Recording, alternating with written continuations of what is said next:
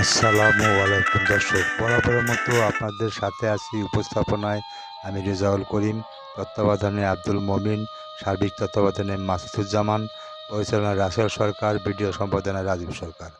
অনুষ্ঠানটি আপনারা যে যেখান থেকে দেখছেন বা দেখবেন সবাইকে প্রীতি, শুভেচ্ছা ও অভিনন্দন। ভিডিওটি ঐতিহাসিক বিষয়ের উপর তৈরি করা বিধায় ভিডিওটি লম্বা হলেও ধৈর্য ধরে দেখার জন্য বিনীত অনুরোধ রইল। চলুন অনুষ্ঠানের মূল পর্বে।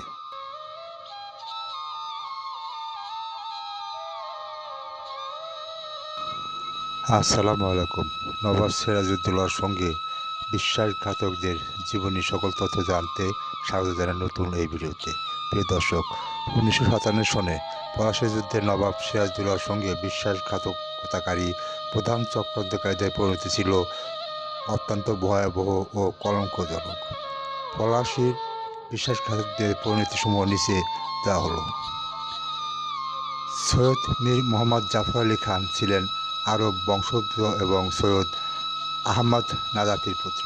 মীর জাফর আলী খান জন্মগ্রহণ করেন দিল্লিতে 1691 সনে। মীর মোহাম্মদ জাফর আলী খান এর মৃত্যু 5 ফেব্রুয়ারি 1765 সনে। তিনি ইতিহাসে মীর জাফর নামে বেশি পরিচিত ছিলেন।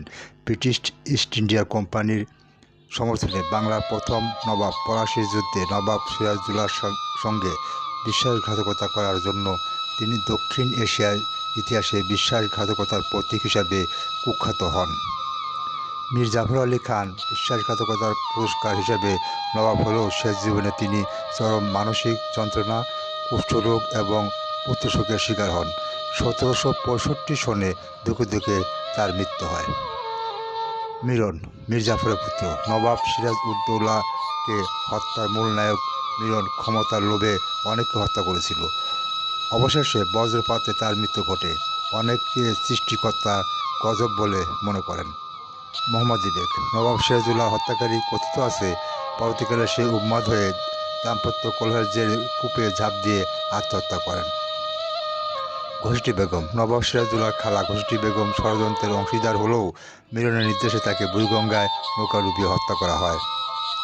জগৎ শেঠ ও মহতাব রায় পলাশীর যুদ্ধে প্রায় 9 বছর পর মীর কাসিমের নির্দেশে জগৎ শেঠ এবং তার পরিবারকে হত্যা করা হয়। উম্মি চাঁদ প্রতারণার শিকার হয়ে মানসিক ভারসাম্য হারিয়ে ফেলেছিলেন। তিনি পানিতে ঝাঁপ দিয়ে আত্মহত্যা করেন।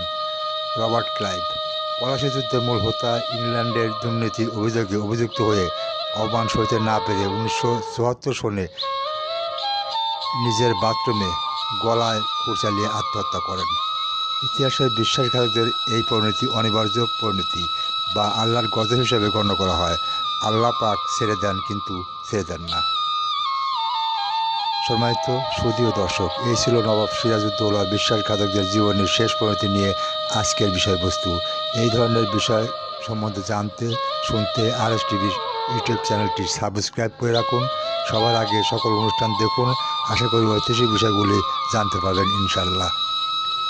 প্রিয় দর্শক, আমার জ্ঞান সীমিত নগণ্য ক্ষুদ্র জ্ঞানে নবাব সিরাজউদ্দৌলা বিশ্বাসঘাতকদের জীবনের শেষ পরিণতি নিয়ে জীবনী পাঠ করে এর বিস্তারিত ইতিহাস ও অন্যান্য বিষয়বস্তু বর্ণনা করা খুবই কষ্টকর বটে।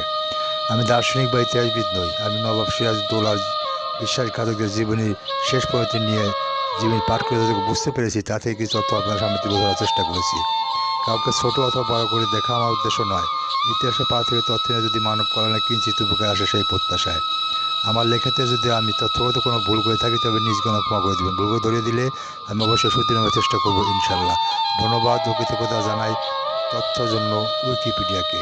সবার কাছে দোয়া ও ক্ষমা প্রার্থনা করছি। আজ বিদায় নিচ্ছি। দেখা হবে নতুন কোনো অনুষ্ঠান ও তথ্য নিয়ে। ভালো থাকুন, সুস্থ ও নিরাপদ থাকুন।